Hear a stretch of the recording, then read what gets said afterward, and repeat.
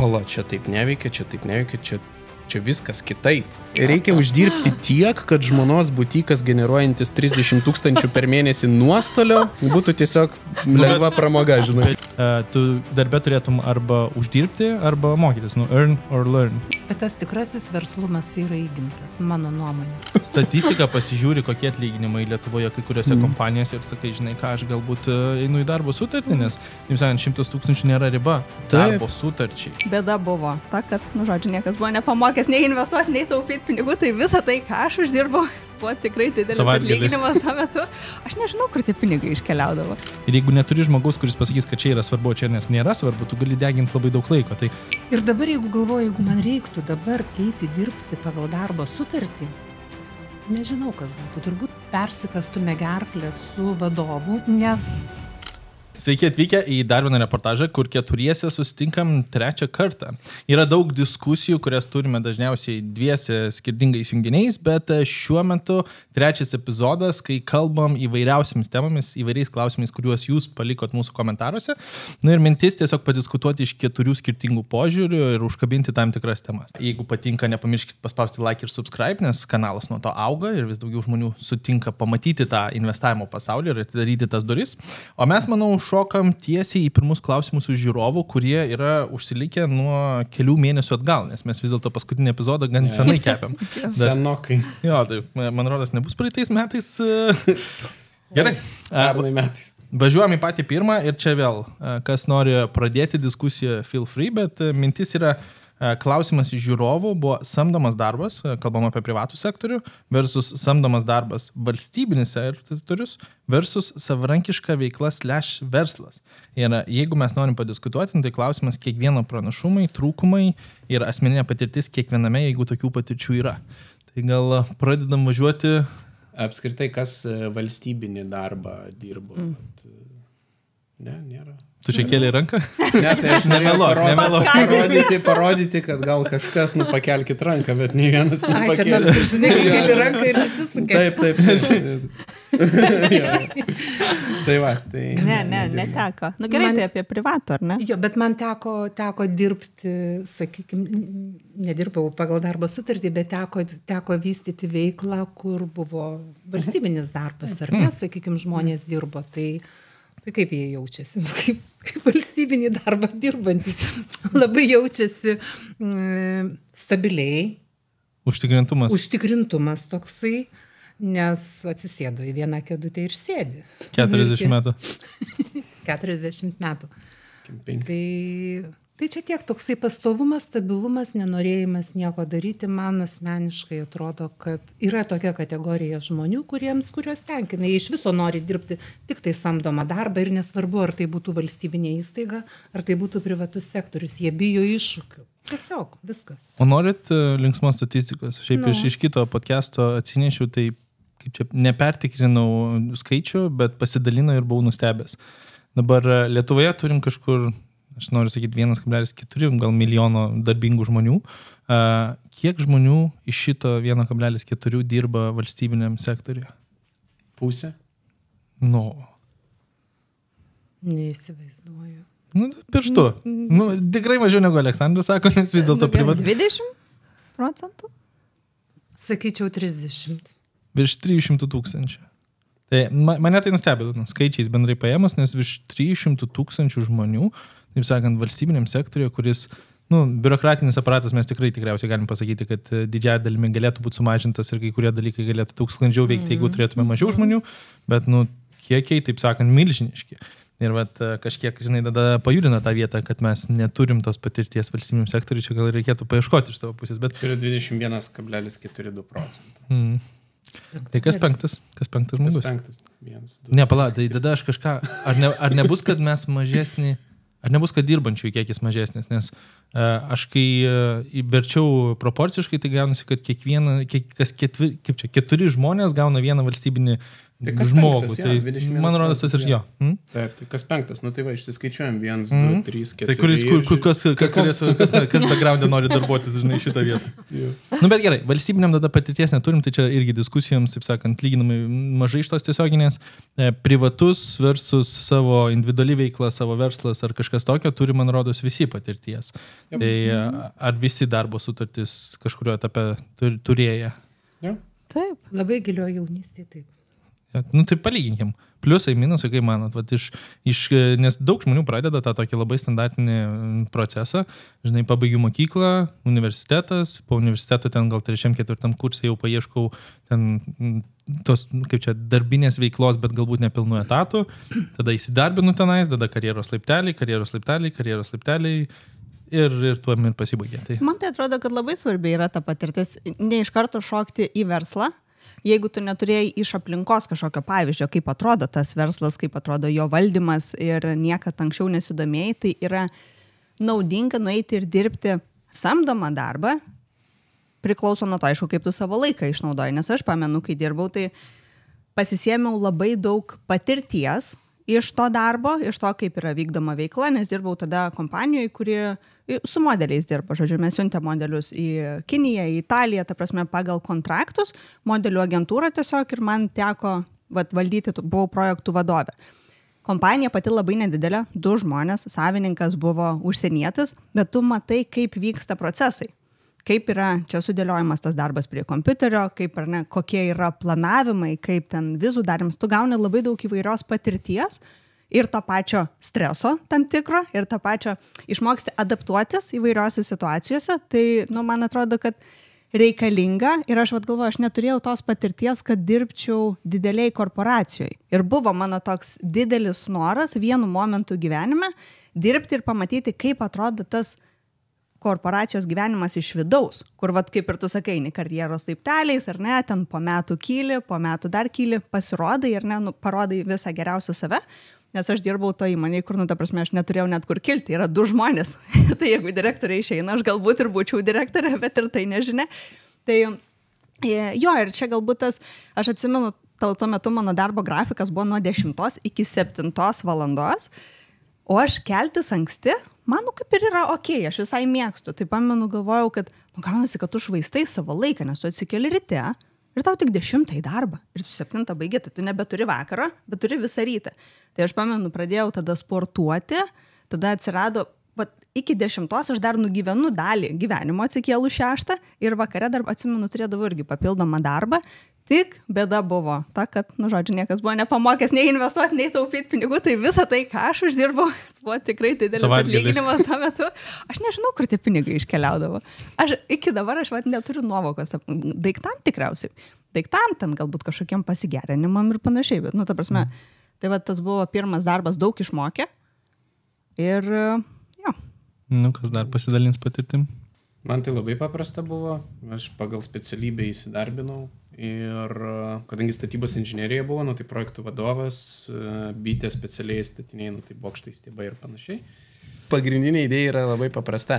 Aš dabar į samdomą darbą, jeigu ir žiūrėčiau, tai žiūrėčiau kaip į pakankamai didelę mokyklą, kur tau dar sumoka už tai, kad tu mokiniesi. Tu ateini, vykdai questus kažkino, taip sakant, pavestus, ne? Level upinį savo tą personažą, ne, kaip žaidime. Tai tu lygis ant lygio ir keliauji, tau dar už tai sumoka.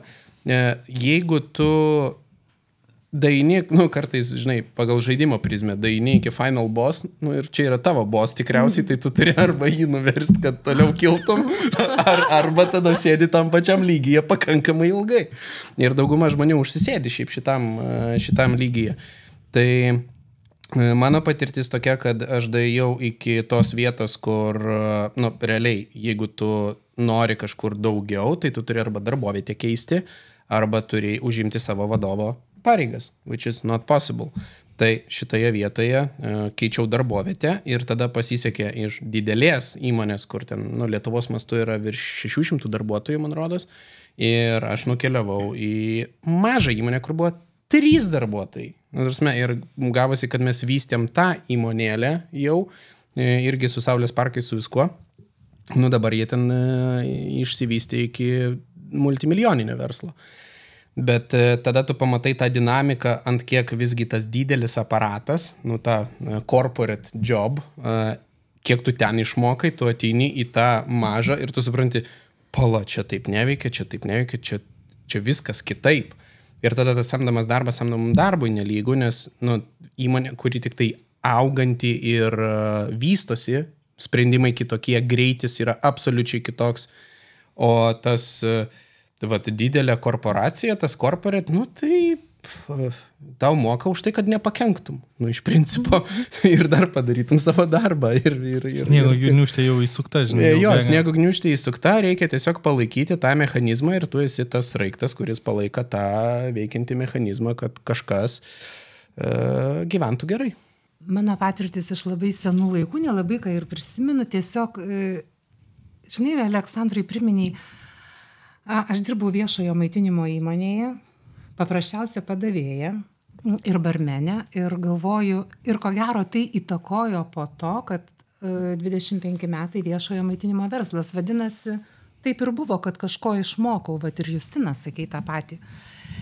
Ir dabar, jeigu galvoju, jeigu man reiktų dabar eiti dirbti pagal darbo sutartį, nežinau, kas būtų. Turbūt persikastume gerklę su vadovu, nes aš nežinau, ar galėtų kažkas vadovauti. Tai nebent darbo sutartys į vadovo pozicijas. Tai, čia... tai tada kam? Tai tada savas verslas. Nes šiaip visumoje pripranti gyventi per tą visą laiką tiesiog absoliučiai laisvai, neskaičiuoti savo laiko arba darbo laiko arba laisvo laiko, niekas tau nereguliuoja, bet patirtis iš tiesų buvo geros. Aišku, labai geras dalykas, kad buvo geri vadovai, kokybiški, nes tiek dabar tenka girdėti, žinai, šaukia, rėkia ant savo darbuotojų, ten, sakykim, žemina, menkina. Mane šitie dalykai labiausiai, man atrodo, man jie būtų baisiausi, jeigu ant manęs kažkas pradėtų kažko tai rėkti. Kažkaip aiškinti, kažką aš netaip darau, nežinau, perkaščiau gerklę ir pasibaigtų. Ta prasme. Tai, taip sakant, rėkiančiam baisiau būtų pagal tokią statistiką. Tu gali rėkti, bet gali vieną kartą tik. Ir paskui tas rutina. Tai mano tokios patirtis labai menkos. Iš tiesų. Tarp kitko, aš dar mėginau po to dirbti prieš gal 10 metų ir iš tiesų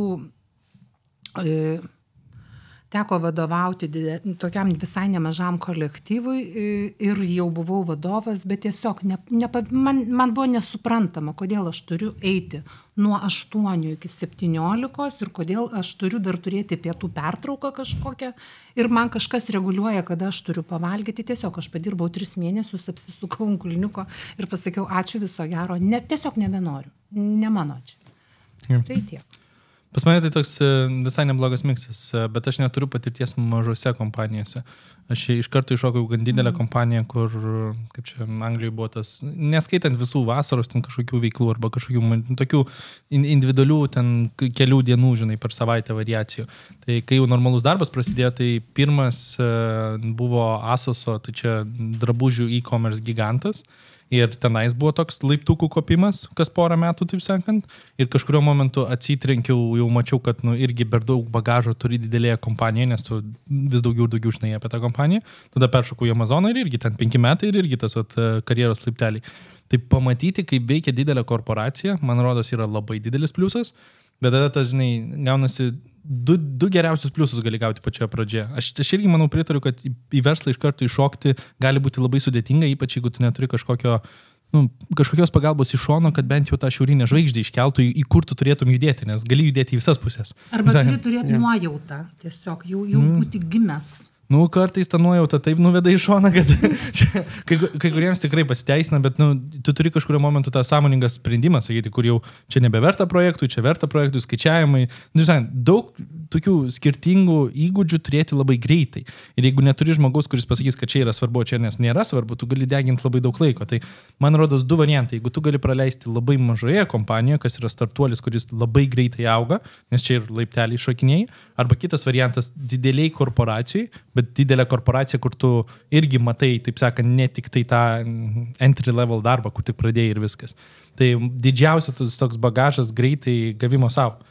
Ir aš atsimenu, buvo labai geras komentaras, kad tu darbe turėtum arba uždirbti, arba mokytis, earn or learn. Ir mintis labai paprasta, kad jeigu tavo darbas nei to neduoda, tai labai laikas keisti šitą vietą. Bet aš truputį dar sugrįšiu. Jeigu gali both, abu daryti, tai čia yra geriausia. Tai aš ir sakau, aš eičiau į įmonės, pavyzdžiui, jeigu man reikėtų darbintis, man ten 22 metai po bakalauro kaip pavyzdys, ir aš einu darbintis, tai aš eičiau darbintis ten, kur aš norėčiau kažko išmokti ir dar už tai man sumokėtų.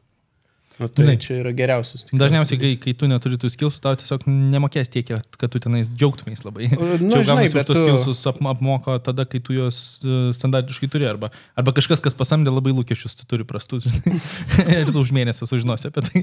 Ir bus, Bet gerai, grįžtam dar truputį prie klausimų, nes buvo mintis pliusai, minusai vienoje ir kitoje pusėje. Tai dabar jeigu darbo sutartį paimam, kur manot pliusų šitoje vietoje yra? Aš atsimenu, kadangi aš turėjau tas kelias skirtingas ir būtent dirbant mažoje įmonėje, tada iškeliavau į savo verslą, tai buvo UABas ir tas pakankamai ilgai tempėsi ir kodėl sakau, kad reikia vis tiek kažkokios patirties, nes tu, jeigu neturėjai kažkokio verslo backgroundų, tu net nesuvoki, kas ta įmonė. Kas yra įmonė, kaip vadinai funkcionuoja ir staiga atsidaro Justina įmonė, UABA ir dabar yra direktorė. And what's next? Parašas gražus. Gražus parašas, jau, ta prasme, tu gali rekvizitus pasidaryti, bet tai yra... O kaip eiti tuos žingsnelius, kaip iš tikrųjų ir negauti klientų, kaip tą marketingą pasirinkti, kai tu neturi biudžeto. Ir tada kita patirtis buvo, kad jau išėjau dirbti ant savęs. MBR, ir tas darbas tik tai savo realiai be kitų žmonių. Ir tada tu pajauti po ilgo laiko, kur yra didžiausias pliusas, tai kad tu turi savo laiką atgal savo ir tu gali jį dėliotis taip, kaip tu nori. Bet čia, kai tik tais pradedi dirbti, tai yra tos posakis, ar ne, kad išėjau from 8 to 5, ar ne, ar koks ten realiai išėjau nuo 8 iki 5 iš to darbo, kad nereiktų dirbti kiekvieną dieną ir dirbti po tas 8 valandas, išėjau dirbti ant savęs ir dirbu 24/7. Tai čia nežinau, kiek iš jūsų gali patvirtinti ar paneigti, bet pas mane tai, ta prasme, iki dabar tam tikrais momentais tęsis. Šeštadienis, sekmadienis, nesvarbu. Tas pats, kas pirmadienis, tu dirbi, jeigu tau reikia. Šventinės dienos, tu dirbi. Tai čia reikia išmokti priimti savo. Aš tai priimu kaip labai didelį pliusą, nes va dabar... Gerai, baig pardavinėti verslumą, pardavinėk darbo sutartį. Kur pliusai darbo sutartyje? Gerai, darbo sutarties pliusai yra depends nuo žmogaus, bet tai yra stabilumas, tai kad tu... Tam tikras stabilumas. Tai viskas yra, žinai, tam tikrą ribos kažkokios. Bet tu žinai, kad iki tam tikros dienos tu gausi pajamas, žinai, kada eiti į darbą, žinai, kad tu privalai pasiimti atostogas. Ir man tas atrodo didžiausias pliusas, kad 5 valanda, mano darbo laikas baigės 5, aš uždariau kompiuterį ir aš einu ir negalvoju apie darbą. Aš neatsimenu šitą laiką jau. O aš kažkaip... 5 valandą uždaryti laptopą. Aš ideologiškai atsimenu, kad tai turėtų būti ir kažkada tai buvo, žinai, kad pamaina pasibaigė ir viskas. Ir žinai, kažkas kitas perima darbus ir atvažiuoja paradas, nes aš dirbau versluose, kur 24/7. Visą laiką kažkas, tai po tavo pamainos kažkas kitas perima ir viskas. Bet kažkurio momentu tai įsisuko į tai, kad tu pastoviai turi darbų ir aš labai šitą akcentuočiau, kad darbo sutartis tikriausiai yra didžiąją dalimi ir vėl bus tų rolių, kurios reikalauja ir, žinai, išsilogini iš darbo ir tu dar vis darbuojas ir taip toliau. Čia irgi lipant karjeros laipteliais to būna, bet tuose pradinėse etapuose tu uždarai laptopą tam tikrų laikų, išėjai iš pamainos. Ir tu gyveni savo gyvenimą, nes dabar realiai, darbas ir tavo personal life, family life, viskas yra persipinę, kad aš nebeidentifikuoju savęs kaip atskiro žmogaus, kaip Justina, kuri nedirba, ir Justina, kuri dirba, nes tu nuolat kažką veiki. Net kai važiuoji atostogaut, ar ne, ten savaitgalį kokį poilsiaut, gerai, nekalbėsim apie darbą, ar ne, čia nedirbsim. Iš 15 minučių. Paskui, idėja, žiūrėk, ką manai, ir tada vis tiek. Ta prasme, tai jau tampa gyvenimo būdu, kai tu dirbi savo. Bet ne visiems, nes vėlgi, reikia labai daug disciplinos, man atrodo, kad tu, žinai, gebėtum laiką tinkamai paskirstyti. Gerai, be šitų pliusų. Ar turim dar darbo sutarties pusėje pliusų? Pliusų? Tai aišku, kad yra.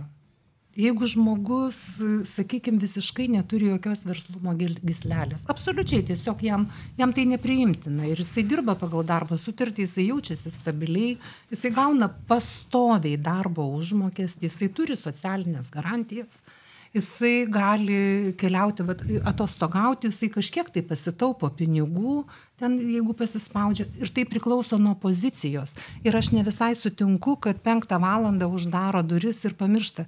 Yra tokių pozicijų, kur dirba ir po darbo, ir savaitgaliais, ir tą kompą apsikabinę sėdi. Ir yra pozicijų, kur iš tiesų uždaro. Tai priklauso nuo to, ką tas žmogus veikia. Tai aš manau, čia, aišku, kuo daugiau pinigų jau tu gauni, tuo daugiau atsakomybių tu turi. Bet aš apie grinai tą standartinį nuo 8 iki 5 padirbau. Bet tiesiog žmogus jaučiasi stabiliai paprasčiausiai ir viskas, ir jam nėra jokio poreikio kurti savo kažkokį tai verslą. Nu, ir ką. Nu, plus dar jeigu mašiną duoda, kompiuterį duoda, Kurą įpila. Kurą įpila. Kokie pliusai? Kokia yra geriausia mašina? Tipo darbo. Darbinė. O nemanat, kad tam tikra, tas stabilumas ir užkabintas kelis kartus, nemanat, kad čia yra tam tikras įsitikinimas, kuris iš tiesų nėra labai pagelbinantis. Mes žinom labai aiškiai statistiką iš verslų, kiek jų žlunga. Ir jeigu tu ten pradėjai darbuotis kompanijoje, kurioje, sakykime, jai nėra 10 metų plus, labai daug šansų, kad tu už 5 metų ten nedirbsi jau. Tai tada eini į valstybinę įstaigą, atvykti už pakalį. Žinai, mano galva yra 2 žmonių kategorijos. Yra tie, kurie geba kažką kurti ir jiem tai yra įdomu ir jie tą nori daryti ir jie turi tą ambiciją kažką turėti daugiau ir savo. Ir yra tie žmonės, kurie to neturi ir kurie yra puikūs vykdytojai, kur tu pasakai, žiūrėk, man reikia, kad tu padarytum tą. Jisai tau puikiai visą tai padarys, bet kad jis pats tą suorganizuotų kaip idėją, kaip mintį ir prisimtų su tuo susijusias rizikas ir pasimtų tą grietinėlę savo, sakykime, kurią galėtų, jis to nedarys. Nes jis nenori, sakykime, prisimti tų papildomų rizikų, ne? Ir čia kaip su Apple'u buvo, kai 3 buvo įkūrėjai iš pat pradžių. Ir vienas parsidavė už kiek? Už $800, man atrodo, pačioje pradžioje jį išpirko 10% Apple kompanijos buvo išpirkta už $800. Šiai dienai tai yra nesuskaičiuojamas kiekis milijardų. Bendrai paėmus. Ir kodėl tai buvo? Dėl to, kad 2 buvo jaunesni, o vienas buvo vyresnis su šeima, ta prasme, su įsipareigojimais ir jis sako, man tai yra nepriimtinos rizikos, aš darau išėjimą ir aš išeinu. Ir viskas su tuo yra gerai. Tai va, bet net pats išėjimo kontraktas buvo parduotas už 1,6 milijono po to aukcione. Tai, ta prasme, tas kontraktas buvo brangesnis su jo parašu, negu kad jo tas akcijos išpirkimas. Tai idėja, kad darbuotojas, vykdytojas ir tas savininkas tai yra absoliučiai 2 skirtingi žmonės, 2 skirtingi požiūriai, 2 skirtingi pasauliai, bendrai. Ir abiejų reikia, nes pasaulis ir ekonomika be šitų abiejų tiesiog nesisuktų. Ir viskas. Tai tau reikia identifikuoti, ar tu visgi esi tas, kuris vykdo puikiai ir sėdi savo darbę ir laimingas galbūt esi ir viskas yra gerai su tuo. Ar tu visgi esi toje pusėje, kur tu keliauji prie to savo verslo. Aš noriu tada atliepti, kad nesakyčiau, kad tu atsisėdai ir jau nusprendai, kad aš visą gyvenimą būsiu vykdytojas. Ne, pas mane buvo tas, pavyzdžiui, etapai, kai aš iš tikrųjų norėjau eiti samdomą darbą, nes tu turėjo, tą stabilumą turi, atostogas turi, toks, ir mokaisi to pačiu, ne, pasiemi, kažkokius žingsnius. Vėliau tu, jeigu nori, išeini tada dirbti savo. Ir buvo momentas, kai aš atsimenu, pradėjau dirbti savo ir po kelių metų sakau, nebenoriu, viskas. Vienintelis dalykas, ko aš noriu eiti į darbą, uždaryti kompiuterį ir 5 valandą sės namuose. Ir čia yra tiesiog, etapais. Galbūt tu 3 metus eisi, dirbsi samdeką, vėliau pradėsi savo daryti ir galbūt kažkada vėl norėsi eiti į samdomą, kad pasisemtum patirčių. Man rodos, po savarankiškos veiklos nuėjus samdekas, kažkam gerklė bus perpjausta, taip sakė, perkasta šitą vietą. Gali būt, dabar jau.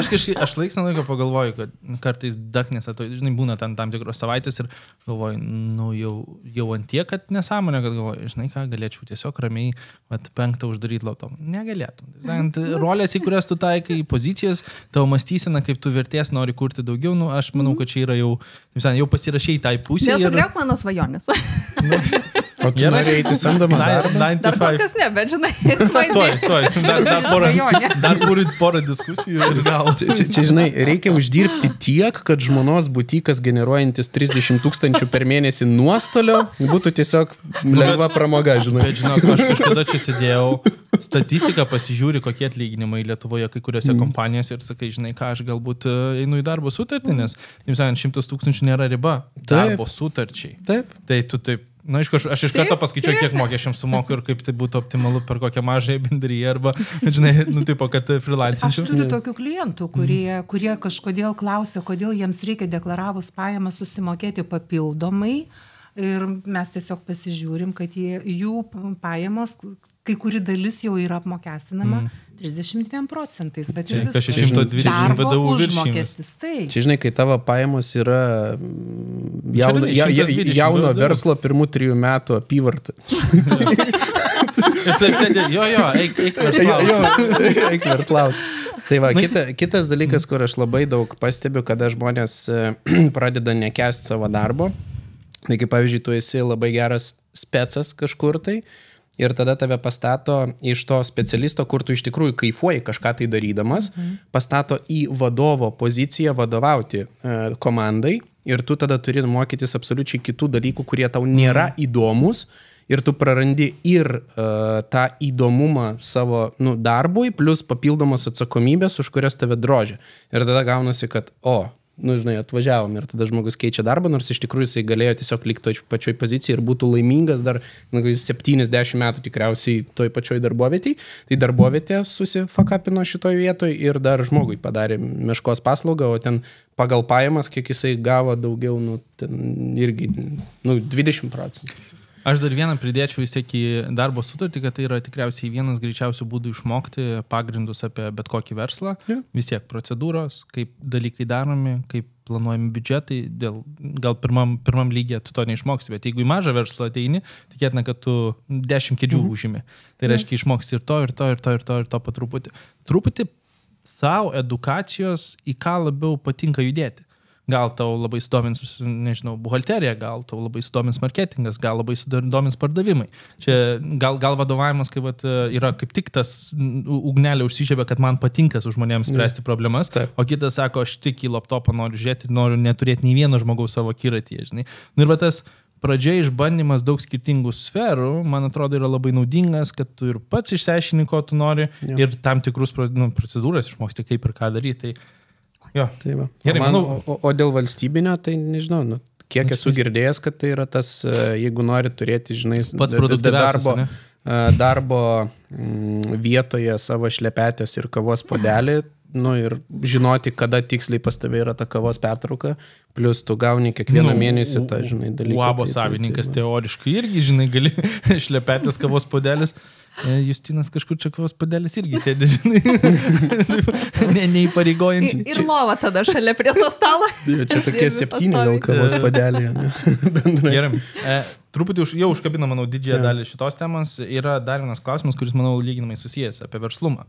Tai įgytas ar įgimtas? Ir jeigu įgytas, tai kaip jį ugdyti? Ir jeigu įgimtas, kokie žmogaus psichologiniai polinkiai ir būdo savybės lemia pasirinkimą eiti į verslą ir sėkmę versle? Tai pirmą galbūt atsakom, įgimtas, įgytas. Kur čia nuomonė? Aš sakyčiau, kad daugiau yra įgytas, jeigu kol kas nesiplečiam. Tai... Įgytas. Čia bendraja prasme ir kiekvienas kalbam apie save? Ne, bendraja prasme, kaip iš požiūrio, iš tos patirties, kurią turim dabar. Bet tas tikrasis verslumas tai yra įgimtas, mano nuomonė. Tas tikrasis toks, žinai, kur, žiūrėk, vaikas, sakykime, man, kadangi teko bendrauti su vaikais paskaitų metu, tai jau kai kurie 5-6 klasių vaikai, jie moka pirkti, parduoti. Aš nesakau, kad tai verslumas, bet jie jau moka daryti tam tikrus dalykus. Ir tai negali būti įgyta. O negali būti iš šeimos, kad gali tai yra būti atsinešta. Gali būti iš šeimos. Bet vieni žmonės, kaip sako, gimęs būti gydytoju, gimęs būti mokytoju. Aš manau, kad yra tokių, kurie gimė būti verslininku. Bet didžioji dauguma yra įgyja. Aš ir pati esu įgyjusi. Aš nieko bendro su verslu neturėjau ir šeima nieko. Aš tai manau tam tikras miksas, nes tu tu tam tikrą nuojautą ir pagalvojimą ir tą tokį sprendimų dėliojimą gali turėti iš tam tikrų patirčių vaikystėje, bet kai kartais yra tokių diskusijų, kur atrodo, žinai, nei tėvai neturėjo verslų, nei kažkas ten patirtis ar kažkokie, žinai, kaimynai ar dar kažkas nieko. Ir ten žmogus 4 klasėje jau sugebėjo, žinai, kolas pirkti ir pardavinėti klasiokams už didesnės sumas. Ir tu sėdi, iš kur šitą vietą? Tai žinai ką, YouTube'ą pasižiūrėjai, tais laikais YouTube'ą dar nebuvo. Tai man atrodo, yra ta dalis, kuri kažkokiu būdu savo galvoje pradeda sukti tą anksčiau. Ir aš nežinau, iš kur tas paskatinimas. Gal, žinai, ten filmuką kokį nors pasižiūrėjo ir pamatė, ir, žinai, užkabino ir patiko ir, žinai, pradėjo tas rutuliotis. Bet paraleliai aš sakyčiau, kad tikriausiai nėra žmogaus, kuris norėdamas negalėtų susidėlioti tų žinių ir žingsnių, kaip išsiugdyti, čia tas, žinai, skilsų nepavadinsi, bet, tas verslumo gal tą gyslelę, bet irgi gale dienos, manau, kad didžioji dalis žmonių versle, pasiduoda kažkurio momentu, nes jie galvoja, kad ateina dėl tų gerų dalykų, laisvo, žinai, laiko, didelių pajamų potencialiai, galimybių ten keliauti, valdyti, planuoti, taip toliau pagal savo taisyklės, bet nepamato, kad verslas gale dienos yra problemų sprendimas. Ir tu vieną problemą išsprendęs, atidarai duris antrai problemai, antrą išsprendęs, trečiai, ketvirtai ir kartais jos, žinai, vieną išsprendi 5 sukilo, nes tu nežinojai apie jas. Ir aš manau, kad tai nesibaigia. Taip sakant, tu labai greitai auksi, kitas problemas turėsi. Per lėtai auksi irgi stabiliai būsi, taip sakant, vienaip ar kitaip tu turėsi problemas, kurias turi spręsti. Ir kažkuriuo momentu būna tie momentai, kur gal geriau į darbo sutartį. Nes ten irgi krūva jų tų pačių, tiesiog galbūt ne tavo lygio kažkieno kito pusėje. Tai vat ta pusė man labiausiai. Tai. Pajudinam galbūt, kaip ugdyti verslumą. Man atrodo, kad reikia išmokti, bet aš savo video vienam kalbėjau, reikia išmokti būti tuo mokiniu. Pasidėti savo ego į šalį ir eiti pas tuos, kurie jau daro tai, ką tu norėtum daryti ir tu matai, kad jau tie žmonės padarė ir eiti pas juos, nežinau, pabendrauti, pakviesti pietų, pasimokyti to, ką jie žino, arba tada pas juos įsidarbint, kad tu pasimokytum. Bet tu turi realiai leisti savo būti tuo mokiniu. Nes mes, man atrodo, tam tikram jau amžiaus tarpsnį, ten studijos pabaigtos ir čia pagal darbo sutartį dirbau, einu daryti verslą ir jau tu tarsi čia aš žinau geriausiai, tokį prisiemi tą poziciją ir neklausai. Vienas sako, aš iš savo patirties galiu pasakyti, nedaryk to ir padaryk šitą. Ir man yra taip, kad, negalvoju, čia tai tikrai nesąmonė ir aš jau šito nedarysiu. Ir vėliau po kelių metų aš pati priejau prie to, kad, gerai, gal reikia pabandyti, nes visi sako, nuėjau ir galvoju, Justina, tau tą reikėjo padaryti pačioj pirminiai stadijai. Ir tai ir būtent yra tas networkingas. Kad realiai verslas, aš klausiausi Kardonės kažkada podcastą ir man tuo metu pasirodė taip, jisai kalbėjo apie networkingą ir kad realiai verslas padaromas tik tada, kai tu eini bendrauti, skleidi žinią apie save, ne per marketingą, ne per gražius logotipus, ten visokias vizitinės, bet realiai per bendravimą, per ryšius ir santykius. Ir mane tas hitino ir aš labai sutinku, kad tu gali daryti patį geriausią verslą, bet jeigu tu visiškai neturi kažkokios bendruomenės arba ten, nežinau, partnerių, su kuriais tu dirbi, kurie žinotų, kaip tu gerai atlieki paslaugas, skleistų žinią apie tave arba tiesiog iš kalbos išeitų ir plius su kuriais tu gali bendradarbiauti, turėti tam tikras sinergijas, man atrodo, taip ir darosi verslas. Tai pagrindė toks surasti žmonės, kurie jau tą sėkmingą veiklą daro, kurią tu norėtum daryti, ir judėti su jų pavyzdžiu, taip sakant, su jų kažkokia pagalba. Priimti tą informaciją ir mokytis ir bandyti pritaikyti. Ir, žinai, fail fast. Netinka tau, darai kitą. Ką dar? Aš tai galvoju tik mokytis. Mokytis pritariu Justinai. Išgirdau tokią mintį, sakai, bendrauti su tais versliais žmonėmis. Nevelnio, niekas tau nepasidalins savo sėkmės paslaptimis. Tai čia 100%, kaip čia tiesiog yra normalu. Bet gali mokytis iš jų tyliai. Tai aš tai galvoju mokytis, nors aš pati, kadangi buvau kaip musė į barščius įmesta į verslą ir tiesiog visai, aš net nesupratau, kad pradedu savo verslą. Tai mokiausi iš savo klaidų. Tiesiog eini, darai, dirbi, tu supranti, kad tu atsakai už to žmonės, kurie dirba pas tave. Tu privalai uždirbti tokias pajamas, kad jiems išmokėtum algas ir ne minimumą. Ir tiesiog mokaisi. dar tais laikais jokių YouTube'ų nebuvo nieko, iš viso kompiuterio neturėjo, mano apskaita buvo vykdoma pieštuku popieriuje. Pieštuku? Ne pieštuku, pieštuku, kad galėtum ištaisyti. Tai ta prasme, mokaisi iš savo klaidų, paskui supranti, kad tu galiausiai ateina, nežinau, po kiek metų supratimas, kad visgi tai čia tu esi verslininkas, nes būdavo nuvažiuoji į mokesčių inspekciją ir jeigu, nes tu verslininkas, tais laikais buvo toksai požiūris, jau iš karto į mus žiūrėjo kaip į žulikus.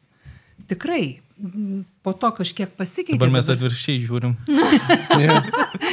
Tai va, daug pamokų išmokta, daug ir skaudžių visokių, bet tai tiesiog...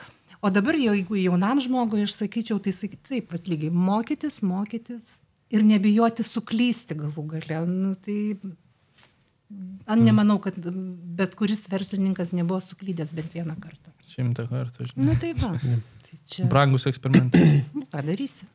Aš taip pritarčiau tam, ką pasakė, tai nesikartosiu šitoj vietoj ir dar papildomai prie to, tikriausiai surasti tai, nuo ko tu norėtum pabėgti.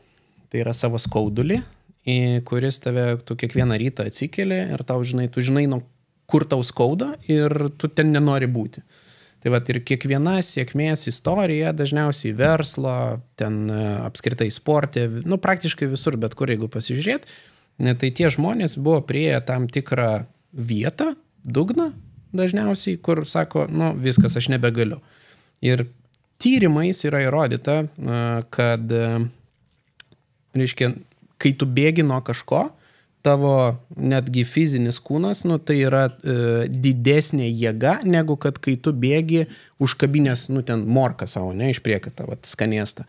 Nes buvo darytas ne vienas eksperimentas, tai tiesiog ten peles net jas nemaitino ir po to abiem, reiškia, davė sūrio į priekį, ir dinamometras, kuris matuoja, kiek tu tempi, žinai.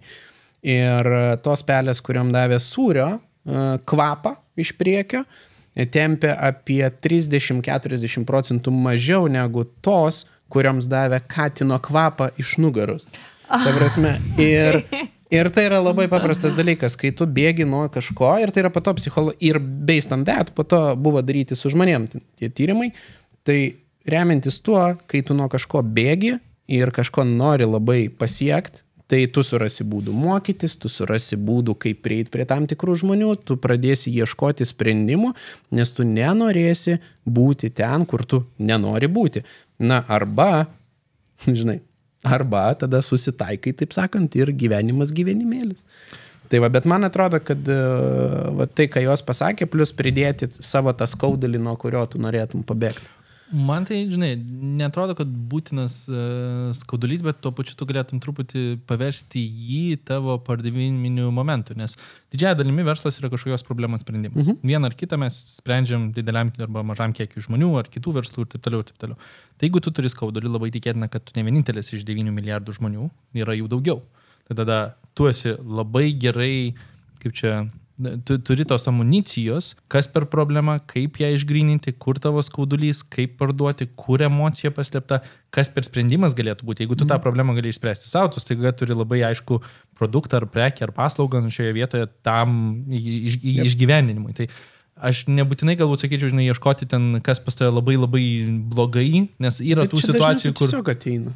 Jo, bet yra būna, nebūtinai privaloma tam, kad tu pradėtum tą verslo kelionę. O man atrodo, ta edukacija, didelė problema būna, kad mes dažniausiai šiais laikais galim prieiti prie labai stiprių žmonių, YouTube'as, podcastai, ten visokie webinarai, seminarai, high level, labai pigus lyginamai. Čia buvo kažkoks renginys, dalyvau ten 40 eurų pasaulinio lygio, taip sakant, pranešėjai, kur moki po 20 000, kad konsultacijas gautum valandos. Nesąmoningos sumos. Ir čia, už 40 eurų tu prieini prie tos informacijos. Kiek ten vertės, irgi kitas klausimas, bet man atrodo, šiais laikais labai didelė problema bus, kad jeigu to negali išnaudoti savo ir negali galbūt priimti tos informacijos tau reikėtų susirasti galbūt nebūtinai tą kelionės pabaigoje. Tau reikėtų surasti kažką, kas yra sekančiam žingsnėje. Čia iš mūsų verslo trenerio pasakojimas, tas, kur nuo A iki Z, tu keliauji po truputį. Taip sakant, tu staiga atrakinai, tam tikrus skillsus savo ir tu esi B pusėje, to C, po to D. Tai tau nereikia surasti tą, kuris jau yra Z pusėje. Ten, žinai, Bezosas, taip sakant, man patarimų nelabai daug turės, nes realiai jis net nesupranta, kas pas mane per situaciją. Taip sakant, apie ką tu? Taip sakant, jis, žinai, nusičiaudė ir uždirbo daugiau negu aš per metus uždirbo per network, žinai, sviravimą. Tai nelabai, relatable, bet paimk žmogų, kuris, sakykime, vykdo veiklą ten 3-4 metus ir jau pasiekė ten, sakykime, 50 milijonų apyvartą. Aš tikrai turiu krūvą ir jis žino, kur aš tikėtina esu prieš kelis metus, nes tai yra dar pakankamai šviežia. Ir kaip tu gali sukurti mainų kažkokį variantą, kur tu galėtum tam žmogui kažkuom padėti, bet tuo pačiu gauti tą rezultatą atgal. Žinai, einu 6 mėnesius nemokamai dirbti, vien dėl edukacijos iš tos pusės. Bet iš kitos pusės, labai irgi klausimas, žinai, jeigu tu labai per toliaisi, pas mane būna tų rolių, kur dabar ateina, sako, žiūrėk, aš galėčiau, žinai, nemokamai šioje vietoje darbuotis, tam tikrą laikotarpį, man reikėtų to. Aš neturiu tam laiko. Man per maži mainai atgal, kad aš galėčiau pasirašyti tokiam projektui, tai reiškia, žinai, žingsneliu atgal eini. Ir aš manau, kad vienas greičiausių būdų šitoje vietoje yra tam tikri startuoliai. Tai reiškia, jie praranda savo pinigų dalį gan greitai ir tikrai didelė dalis jų tiesiog žlugs, bet tu įsidarbinęs tenais labai greitai pamatai, labai daug protingų žmonių, labai daug ir investuotojų atsiranda ir gauni tą edukaciją, į kur tu norėtum keliauti. Tai gerai, judam toliau? Keliaujam.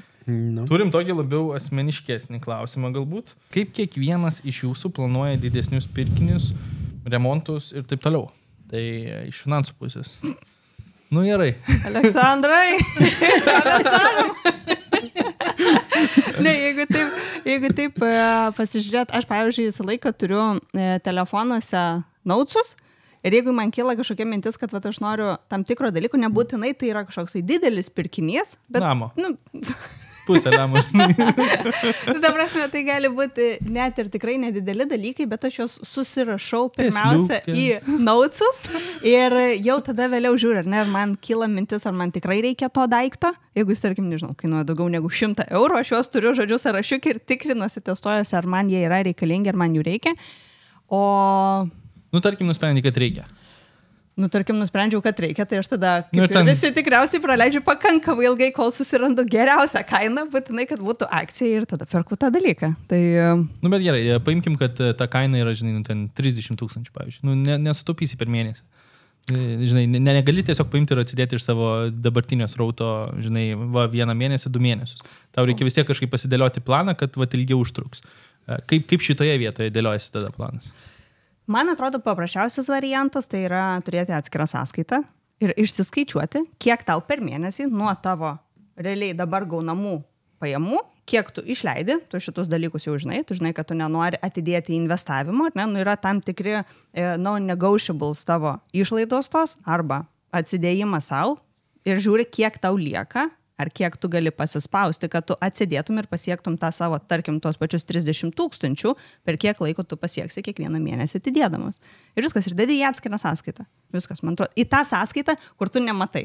Nes jeigu atsidarai, pavyzdžiui, tą patį Swedbank ir tu matai savo 5-6 sąskaitas su sumom, tai man bent jau asmeniškai tai nėra efektyvus variantas, aš jau geriau automatiškai tuos darai pavedimus į sąskaitą, kurios tu nematai. Ir tai gali būti tas pats koks nors šitie, kaip vadinasi. Aš turiu SEB, kaupiamasis indėlis, kur tu gali įdėti ir išimti, bet tos sąskaitos jos nesimato realiai, kai tu atsidarai.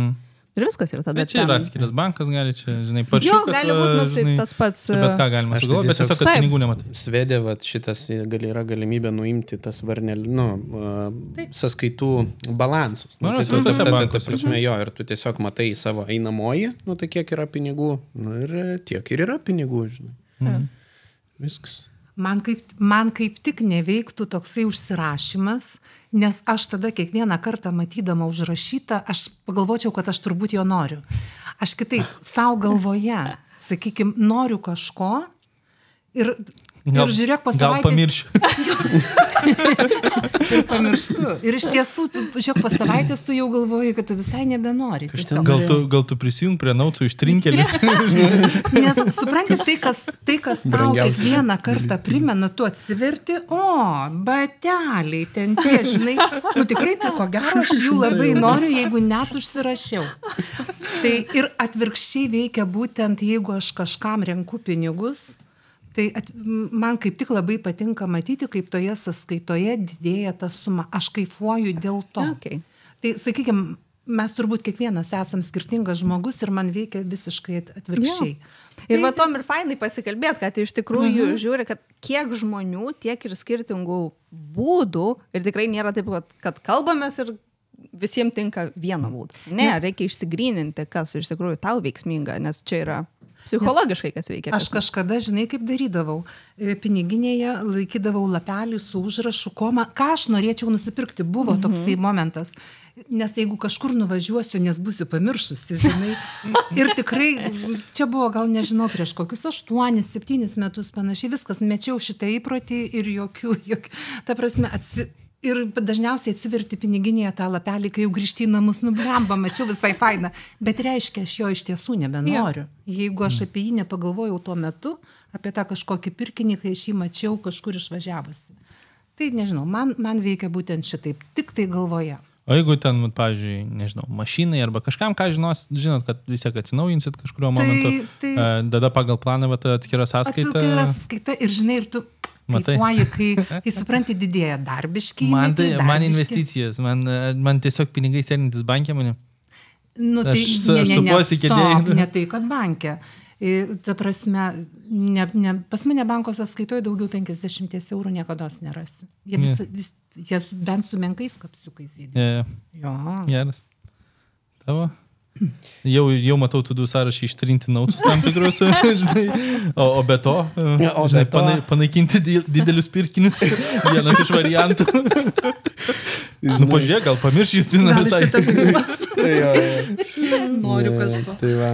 Ne, man yra labai paprastai, yra pirkiniai, kurie yra nice to have, aš turiu kategoriją, tai yra tiesiog faina turėti, bet tai yra... Kai aš iš tikrųjų išleidžiu gerokai mažiau, negu aš suplanavau, tai aš galiu tiesiog vieną mėnesį ten nuvažiuoti ir nusipirkti. Tai vat, jie nėra ten būtinosios būtiniai kažkie tai dalykai. Ten, tarkime, didesni jau pirkiniai, nu, sakykime, ten tie patys automobiliai ar kažkas, aš tiesiog visada labai aiškiai žiūriu savo pajamų srautą, bent jau pusiai metų į priekį, tam, kad jeigu tas didelis pirkinys atkeliauja, mano gyvenimo kokybė nei viename iš mėnesių absoliučiai nenukentėtų ir aš nebūčiau niekam, nu, ta prasme, kad nereikėtų sakyti, ten skubinti kažkokių pavedimų, ne, kad, nu, tiesiog, jeigu yra didesnis pirkinys, gerai padarom, galiu sau leisti, nu, pirmas klausimas, ar galiu sau leisti, tai jeigu atsakymas taip, tai tada okei, bet man reikia pagrysti, kodėl aš galiu sau leisti dar, aš pakalkuliuoju tada, ten, nu gerai, investicijose tiek, visa kita, paėmus rautas tiek, nu, tai čia dar per pusę metų atkeliaus tiek, nu gerai, nu galiu. Tai va, tada jeigu galiu, tai tada kada aš galiu per šitos 6 mėnesius jį įsigyti, ar tai yra per 2 mėnesius, ar tai yra šis mėnuo, ar tai yra šį mėnesį, kai aš užsakau, palieku avansą, bet tada atkeliauja, ten, sakykime, po pusės metų. Tai nėra to, kur nusipirki kelionę už 6 mėnesių ir kadangi jau apmokėjai viską, tai nemokama kelionė, kai ateina laikas. Nes aš žinau, kad aš pažįstu, kai kas tai planuoja. Žinai, background'e juokis. Nebūna nemokamų kelionių pas jūs? Kažkaip tai ne. Aš irgi šito nesuprantu skaičiavimo. Nelabai. Tai va, bet kažkaip nemokamų mašinų, nemokamų kelionių nepasitaikė mano gyvenime kol kas. Tai, nu tai va, taip. Pajamų srautas ir svarbiausia, kad tas, sakykime, balansas, aš dar ką pasiskaičiuoju, tai yra balansas. Tai yra kiek aš turiu balansę savo sąskaitose po pirkinio iš karto, po apmokėjimo, tam, kad tas balansas nenukristų žemiau mano tam tikros psichologinės saugumo ribos. Nu, kad, žinai... Minus 5 štukų. Ne? Pagal tavo rizikos toleranciją. Tikrai turėtų būti ta tolerancija. Bet sąskaitoj tada gerai, aš galiu ten minus 5 štukų, bet sąskaitoj turi likti ne mažiau negu 10. Okay. Nu, dar bendrai paėmus, aš neramiai miegu, jeigu pas mane va, ten yra sėdi mažiau negu... Aš kažkurioje diskusijai buvau, kur man verslininkas, rimtas verslininkas sėdėjo ir sako, nu žinok, jeigu verslo sąskaitoj mažiau negu 3 milijonai ir sako, jau neramiai miegu. Aš sėdžiu, gal kokiam aš pasaulyje gyvenu, žinai, kaip, žinai, nu... Taip. Nu vėl, bet ten truputį jau kito lygio, ten įsipareigojimų tiek turi verslas, kad iš tiesų jau ten mažiau negu 6 mėnesius pragyventi priekį, tai net gaunasi tas rezervas verslo nėra pakankamas. Nu, tiesiog gamybos toks įsuktas jau, taip sakant, milžinas. Nu ir tada tie skaičiai labai susideda, žinai, daug. Žinai, čia kalbam apie savo pirkinius. Jeigu kalbam apie verslo pirkinius, žinai, tai tada ten next scale prasideda šiek tiek. Tai va, bet lygiai tas pats yra labai aiškiai. Buhalterė atsiunčia balansus, pasižiūri balansus, tam mėnesiui pasižiūri cash flows, pinigų srautą į priekį, pasižiūri, kad nebūtų tų duobių, kada tu išleisi daugiau negu atkeliaus bendrai paėmus, kad nesėstum į duobę. Na ir visą tai planuoji, realiai kaip ir asmeninėse finansuose, bet pirmas klausimas yra apskritai, ar man tai yra, ar aš to noriu, ar tai yra nice to have. Nu tai va, jeigu noriu ir iš tikrųjų tai yra ten mano svajonė, tai gerai, tai tu gali ir pasispaust kai kuriuose vietose save, uždirbti tą mėnesį daugiau galbūt ir taip toliau. Paforsuot, kai jeigu tai yra nice to have, nu tai jis gali, tu žinai, kad tu jį nusipirksi po 8 mėnesių, po metų galbūt, gal kitą sezoną. Nu, ta prasme, va, tokia idėja. Kaip pas tave? Apart nemokamų kelionių. Ne, aš tokiems dalykams, kurie pas mane, žinau, kad reikės atsinaujinti, pavyzdžiui, mašinos kažkokia dalis, kažkoks didesnis pirkinys, kuris jau įskaičiuotas, kad ten kiek kelionėms keliauja, jau žinau, kad vis tiek keliausiu, taip sakant, ateityje. Tai dalis pinigų keliauja jau iš dabartinio biudžeto, taip sakant, yra suplanuota, kad kažkas, taip sakant, į tą pusę važiuoja. Bet jeigu yra kažkoks papildomas, į kurį aš galbūt nesižvalgiau, tai pirmas klausimas dažniausiai būna gerai, ką aš paaukosiu vietoj to. Nes pas mane gan aiškus tikslai yra su verslo pajamomis, su investicijomis, su kiek reikia pasiekti, kiek reikia investuoti ir taip toliau. Tai jeigu tu sakai, kad žiūrėk, dabar atsirado naujas prioritetas, tai vietoj ko. Ir man labai dažniausiai padeda apsispręsti, kad jeigu aš, pavyzdžiui, mano vis tiek dabar numeris 1 tikriausiai yra finansinės laisvės pasiekimas ir aš turiu apsibrėžęs specifinius skaičius.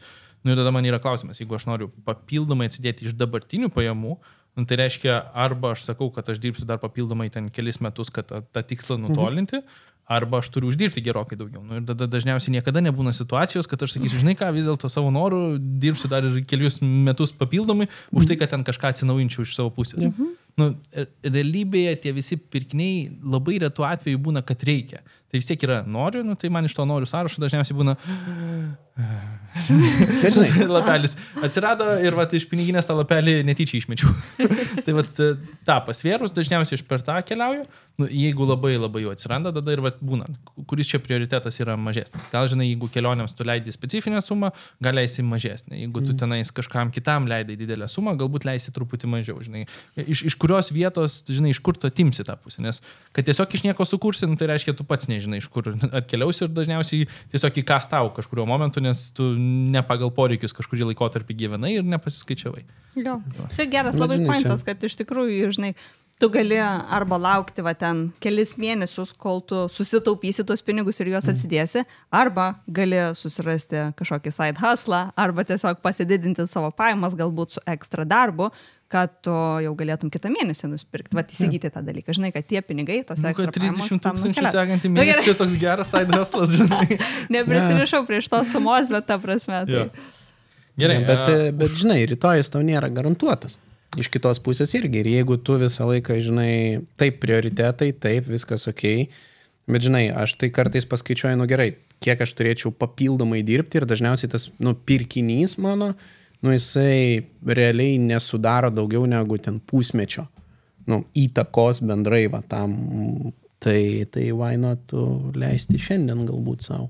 Žinai, aš manau, kad mano iš tos pusės pasiskaičiuoju. Iš dabartinių jau pajamų yra tas išlaidos, kad ir šiandien būtų, nes aš realistiškai daug pinigų į kelionės kišau. Žinai, ten kažkuriais metais skaičiau 12 kelionių per metus. Tai nelabai daug žmonių gali pasakyti. Ir visas nemokamos. Kai kurios buvo, bet dauguma ne. Tai reiškia, kažkurie metai buvo labai geri gaunasi, čia taip skaičiuoju. Gerai, judam prie paskutinio tikriausiai klausimo. Turiu dar jų krūvą, tai tikriausiai šitos epizodus reikės padidinti, taip sakant, jų kiekį. Bet turim tokį, kokius 2-3 finansinius skaičius, kiekvienas iš jūsų tikrinate kas mėnesį, yra papildomas, kad neslystų išlaidos, bet aš apskritai galbūt užkabinsiu tą tokį, vis tiek turim ir verslus didžioji dauguma kažkokias, ar MB, ar UAB, ar IDV, taip sakant, bet iš savo akcentų tu susiduri su daug skaičių ir finansų planavimuose, tai ar yra kažkokie 2-3 specifiniai, kuriuos kiekvieną mėnesį peržiūrime? Žinau, aš konkrečiai. Ta lapelį? Ne, ten, žinai, daugiau tokie pirkiniai, kur, kaip Aleksandras sako, kur noriu, bet jau pakankamai ilgai noriu ir man, jeigu taip atvirtai, man gaila tiesiog išleisti pinigus ir, kad yra elektrinis dantų šepetas. Aš jau žiauriai noriu, bet aš galiu ir taip išsivalyti. Ne tiek daug kainuoja, bet yra tam tikri pirkiniai, kur man gaila. Nors galiu aš nueiti ir nusipirkti, bet tai čia iš tos serijos. O ką tikrinu, nežinau, ta prasme, galbūt dažnai tu turi tam tikrus tikslus, kiek minimum suma, žinai, kiek tu turi uždirbti pajamų versle. Ir kiek tada atkeliauja pas tave asmeniškai, tai čia šitie dalykai yra, tu turi tą, taip sakant, bare minimum, žinai, ir tai, kas yra on top, tai yra nice, bet tai, kad tikrint, nežinau, yra galbūt vis tiek tavo tie išsikelti investavimo tikslai, tai kaip Elvyra sako, yra smagu matyti, kad tu artėjai ir kaip greitai tam tikrais mėnesiais ar ne, arba per tam tikrą laiką tu priartėjai prie tų savo tikslų.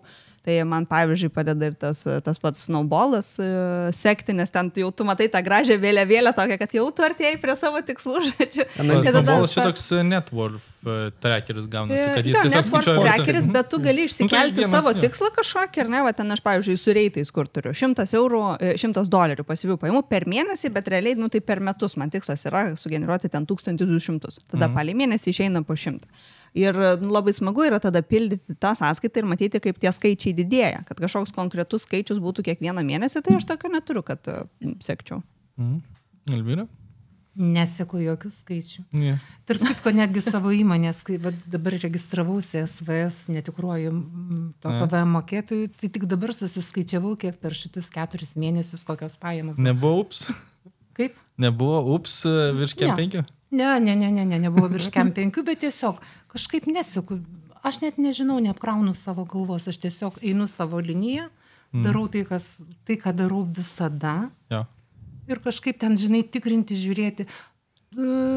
Buvo čia momentas, gal truputėlį stebėjau savo, kadangi vis tiek netoks ilgas laiko tarpas iki pensinio amžiaus, ar ne, tai pastebėjau savo tos pakritimus, o paskui nusispjoviau ir galvojau, kuriems velniams man čia nervintis, atšokimą truputį irgi pasižiūrėjau, dabar visiškai neturiu jokių skaičių, kuriuos, žinai, taip kiekvieną dieną paimtum ir pasižiūrėtum. Ne.